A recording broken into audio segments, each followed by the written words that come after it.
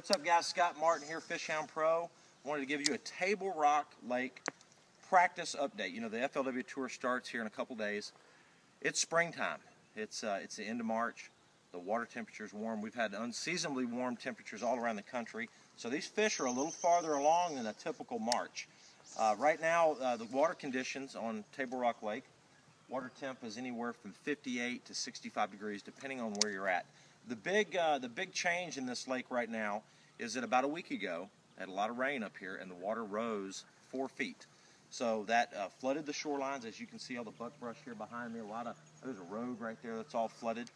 And with that water coming up, these fish, I think, are going to move up with it. They're going to get in these flooded willow trees, the log jams and things like that.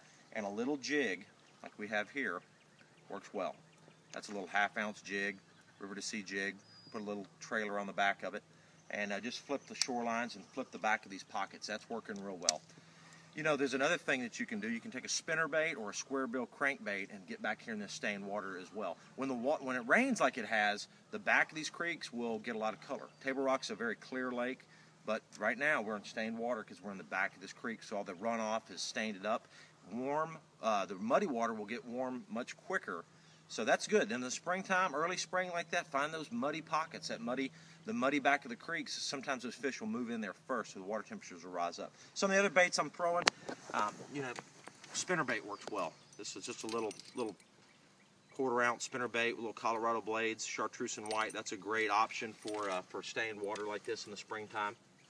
And then something you never leave home without when you come to Table Rock, or really any highland reservoir. I've caught them all over the country on that.